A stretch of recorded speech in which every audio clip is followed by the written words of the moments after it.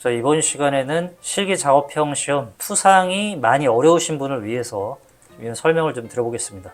여기서 얘기하는 기계 작업형 시험은 기계제도 기능사나 기계 설계 산업기사나 일반 기계 기사를 얘기를 하는 거죠. 이게 투상이 유난히 어려우신 분들이 있습니다. 원래 투상이 어려워요. 투상이 어렵기 때문에 이 자격증이 가치가 있는 거고, 실제 CAD 능력이랑 3D 모델링 능력도 물론 보지만 이건 기능이잖아요. 실제 우리가 일을 할 때 사용이 되는 기술은 바로 이 투상을 하는 방법입니다. 투상을 하는 능력이거든요. 그래서 실제 자격증을 따고 가도 이 투상 능력이 지나치게 떨어지는 느낌을 준다고 하면 이제 직장에서 욕을 많이 먹을 겁니다. 근데 CAD랑 3D는 생각보다 거기 이제 입사를 하게 되더라도 이거 못하는 사람 많아요. 왜냐면 쓰는 기능만 쓰기 때문에 자격증을 따려고 준비한 사람이 손이 훨씬 빠를 수 있습니다. 하지만 투상 능력은 상대가 안 되죠. 근데 어쨌든 이 투상이 어려우면은 CAD랑 3D 잘해봐야 뭐 소용이 없잖아요. 그래서 이 투상이 진짜 너무 어려우신 분들한테,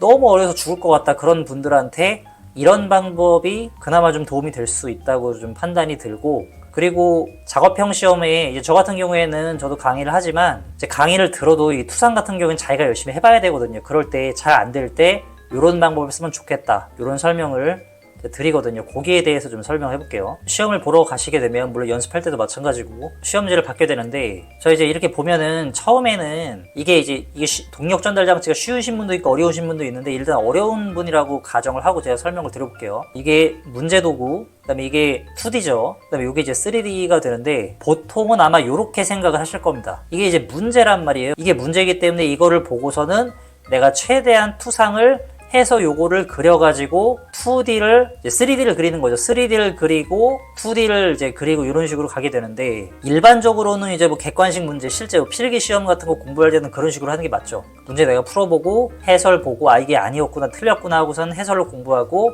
또 문제 풀어보고 이렇게 반복이 되게 되는데, 이 작업형 시험은 방법을 잘못하게 되면 쓸데없이 시간만 많이 버릴 수가 있습니다. 그래서 가장 좋은 방법은 이 문제도를 보고 내가 투상을 해가지고 이렇게 3D를 그릴 수 있으면 최고입니다. 가장 좋은 거예요. 그리고 그런 분들은 뭐 그렇게 적은 수는 아닌데 많은 수도 아니거든요. 만약에 문제도를 보고 이 3D를 그리는 게 쉬우신 분들은 그렇게 계속 해나가시고 그릴 수 있는 도면의 개수를 늘려가시면 좋고, 꽤 이분들은 제가 볼 땐 기계 설계를 이제 하러 가시게 되면은 일을 잘 하실 거예요. 왜냐면 이게 타고난 부분이 있거든요. 이게 FPS 게임이라고 그러죠. 총싸움 게임. 옛날에 스페셜 포스 이런 것도 있었고, 요즘엔 배틀그라운드 이런 것도 있죠. 그래서 그런 게 그렇게 3D로 뭔가 이렇게 보는 게 좀 이렇게 편하고, 또 머릿속에서 3D 구현이 잘 되시는 분들이 있어요. 그래가지고 이걸 보면은 아 이게 그렇게 생겼겠거니 입체적으로 떠오르시는 분들이 있습니다. 그런 분들은 이 영상을 보실 필요가 없어요. 아무 도움이 안 돼요. 근데 그게 유난히 안 되는 분들이 있어요. 잘 된다 그래갖고 뭐 똑똑한 것도 아니고 안 된다 그래가지고 멍청한 것도 아닙니다. 그냥 그 사람이 그런 특별한 그런 게 재능이 있는 분들이 있어요. 배그 못한다 그래가지고 내가 멍청한 걸 그렇게 생각하는 분은 없잖아요. 뭐 잘한다 그래가지고 그 사람이 똑똑하거나 이러지도 않고. 그래서 말씀을 드리자면 어떻게 하면 되냐, 여기 있는 요소들이 여러 가지가 있죠. 이런 것들은 지금 신경 쓰면 안 돼요. 투상이 잘 된다면 이런 요소들은 뭐 그 다음에 이제 다 넣을 수 있습니다. 그것들은 이제 암기에 비슷한 거기 때문에 신경 쓰지 마시고 이건 파악을 해야죠. 요게 정면도죠. 정면도. 이게 우측면도고, 우측면도에 저면도가 이렇게 주어집니다. 물론 이제 모든 도면이 이렇게 주어지는 건 아닌데 전반적으로 이렇게 주어져요. 저면도가 아래로 들어갈 수도 있고, 뭐 사안에 따라 좀 다릅니다. 근데 일단은 요거를 봐서 뭔지 모르겠다 그러면 어떻게 하면 되냐, 순서를 거꾸로 가야 돼요. 순서를 거꾸로 가야 됩니다. 제가 이제 보게 되면은 어떤 경우가 있냐, 알아서 요게 3D로 구현이 잘 되시는 분들은 상관이 없는데, 구현이 안 되시는 분들은 요렇게 해가지고 해결을 다 했어요. 어떻게 하면 되냐, 일단은 자 요게 이게 조립도죠. 우린 조립도를 그리는 게 아니기 때문에 뭐 상관없지만 이게 요겁니다. 이게 요거예요. 요게 그거라는 거죠. 그러면은 아 이게 이렇게 생긴 거구나, 이렇게 생긴 거구나 하고서 이 3D 모형이랑 이게 아무래도 교재에 좀 왔다 갔다 하면서 보기가 힘드시면은 복사를 하든지 뭐 사진을 찍든지 아니면 뭐 찢든지 뭐 상관없어요. 찢는 게 좀 그러면은 뭐 칼라 인쇄하는 데 가가지고 인쇄를 좀 해세요. 얼마 안 하니까 그 근처에 많이 있거든요. 가서 칼라 인쇄를 해 오셔가지고, 아니면 요거 그냥 캡처해가지고 사진 찍어가지고 뭐 컴퓨터 화면으로 보셔도 상관없고요. 그래서 자 요거랑 아까 그 3D 화면 있었죠. 그 3D 모델링 화면이랑 동시에 놓고 아 이게 이렇게 생겼구나 하고서 요소 하나하나를 떼내가지고 아 이게 요렇게 생겼구나를 일치를 시켜 가셔야 돼요. 무슨 얘기인지 아시겠죠? 그래서 스퍼기어는 지금 이렇게 볼 때는 이게 도대체 무슨 한 덩어리인지 뭔지 모르겠다 이렇게 되게 되는데 하나하나를 분리해 가면서 한 화면에 놔야 됩니다. 왔다 갔다 하시면 안 돼요. 왔다 갔다 하면 안 됩니다. 한 화면에다가 놓고 종이를 2개 놓고 이게 이거구나를 눈으로 훈련을 많이 하셔야 돼요. 눈으로 훈련을 하고 뇌로 훈련을 많이 해야 됩니다. 굉장히 많이 하셔야 되고요. 근데 뭘 어떻게 해야 되냐? 전체적으로 조감을 하려고 하지 마시고 하나하나 V벨트 풀리가 있다 그러면 V벨트 풀리 하나만 열심히 보시고 이게 보게 되면 이게 보면 3D 보게 되면 색깔을 제가 좀 다르게 넣어놨잖아요. 그래서 이게 이런 요소구나를 갖다 그렇게 파악을 하시면 되는 겁니다. 그 다음에 어느 정도 됐다 그러면 뭐 자세하게 할 건 없고요. 그거 갖다가 뭐 5시간씩 하고 그러면 안 되고 얼추 구분이 되겠다 싶으면은 그 다음에는 이제 얘를 보는 거죠. 이거를 보고서는 내 머리가 받아들이지 않더라도 V벨트 풀리가 그거구나. 이게 보게 되면 일단은 이게 구분이 잘 안 가더라도 어거지로 계속 하나를 많이 보게 되면은 얼추 구분이 갑니다. 축 같은 경우에도 축이 이제 이렇게 생긴 거죠. 이렇게. 그러면 이런 데 같은 경우에 겹쳐져 있기 때문에 잘 안 보일 수 있는데 겹쳐져 있는 것도 보게 되면 얼추 구분할 수가 있거든요. 그래서 최대한 낮춰가려고 하시면 됩니다. 그러다 보면은 솔직히 후상은 안 되는 것 같은데 그냥 이렇게 뭐 생긴 모양이다 그렇게 보시면 되고 3D에서 이제 이런 것들은 우리가 안 그리거든요. 그렇기 때문에 이런 거는 빠진다고 생각을 하면 돼요. 껴진 볼트 이런 건 안 그립니다. 여기 보게 되면 이제 요것만 그리는 거예요. 그래서 이거 외에 다른 것들은 머릿속에서 지우셔야 됩니다. 그것도 훈련을 하셔야 되거든요. 여기 같은 경우에는 베어링 빠지고요, 오일실 같은 거 빠지고, 볼트 빠지고, 니플 빠지고, 이런 것들 이제 빼셔야 되고요. 그러고 나면은 이제 그 빼고 나머지 것들을 요것만 그 도면에서 남기는 걸 훈련을 하려고 하다 보면은 대략적으로 그런 게 좀 빠지겠구나, 이런 게 빠지면 뭐 대충 뭐 이렇게 남겠구나, 도대체 이게 왜 이렇게 구분이 되는지 모르겠는데 뭐 대략 알겠다. 그럼 요게 빠지고 나면은 얘가 남겠죠. 이렇게 한 바퀴 돌리는 거니까 이제 구분을 하자면 이렇게 남겠죠. 스퍼기어도 이렇게 남겠죠. 이게 이렇게 구분이 되는구나. 우측면도 같은 경우에는 이제 여기서 바라본 모양을 보여준 거니까 뭐 그런가 보다 보시면 되겠고요. 그리고 본체가 이게 이제 커버, 이건 이제 우리가 안 그리죠. 여기서는 그래서 커버가 빠지고 이게 본체만 남지 않습니까?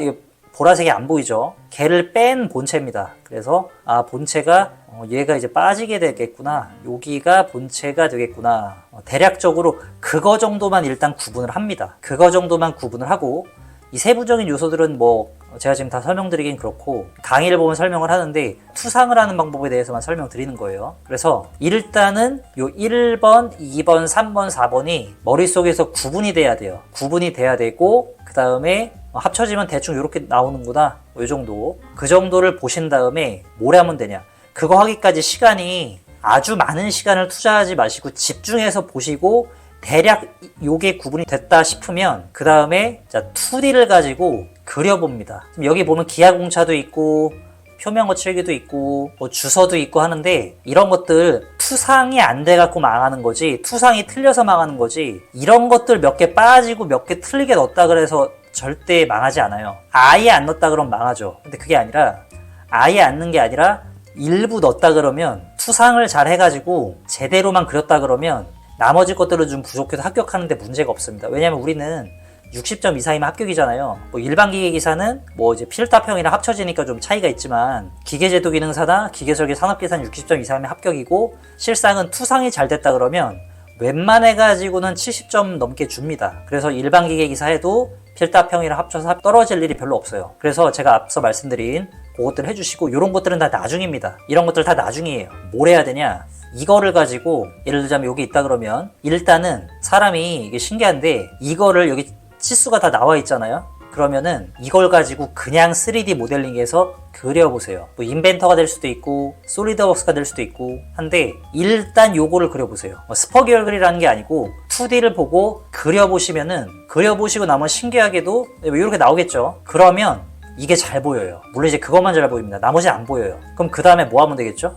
그 다음에는 축을 그려보시면 되겠죠. 축을 그려보시면 됩니다. 그러면 머릿속에서 또 얘네들이 구분이 돼요. 스퍼기어 빠지고 머릿속에서 축이 빠지게 됩니다. 그 다음에 뭐 하면 되죠? 그 다음에 V벨트 풀리 그려보시면 되죠. 그러고 완성하고 나면은 이제 이런 게 나오겠죠. 그러면 그 다음에 다시 이거를 가지고 내가 이거를 보고 요걸 그릴 수 있냐. 그래서 그게 이제 충분히 가능해진다 그러면 이제 세부적으로 요소 넣는 거는 이제 공부를 하셔가지고 넣으시면 되고, 그렇게 해서 이거를 보고 이 2D까지 나타내는 게 3D까지 나타내는 게 안 되시는 분들은 거꾸로 하는 겁니다.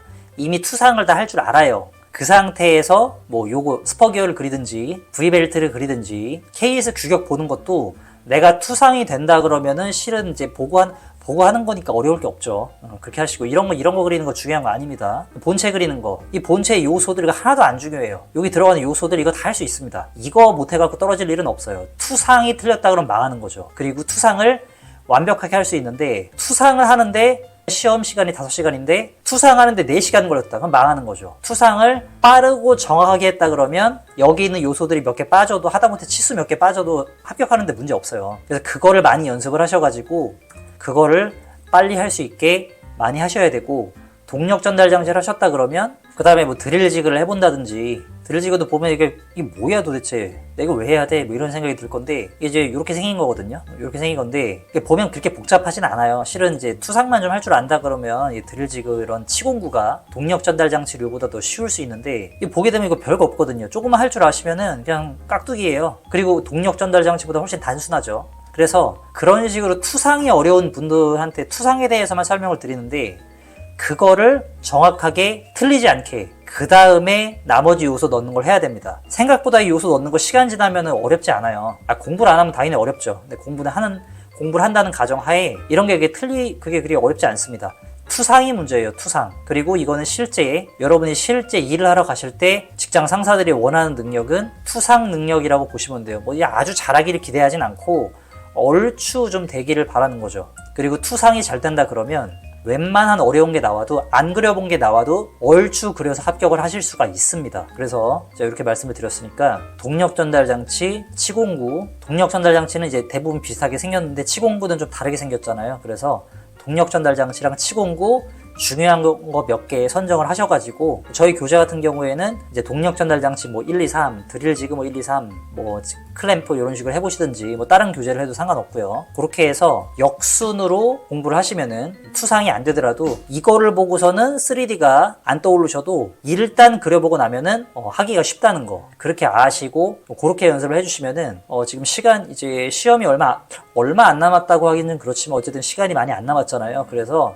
지금까지 공부를 하고 강의를 듣는데도 불구하고 시간만 가고 뭔가가 투상이 전혀 느는 것 같지 않고, 내가 볼 때 뭔지 모르겠는데 강의를 보면은 그렇다고 하니까 그런가 보다, 그런 느낌이 든다 그러면 누구 강의를 듣고 뭐 어떤 교재로 공부를 하든지 간에 역순으로 공부를 하시면은 그나마 좀 진도가 나아질 거다. 그래도 처음 보면 뭐가 봐도 어렵다 그러면 최소한 진도는 나아질 거예요. 이렇게 하면. 그래서 이렇게 하기를 추천드리겠습니다.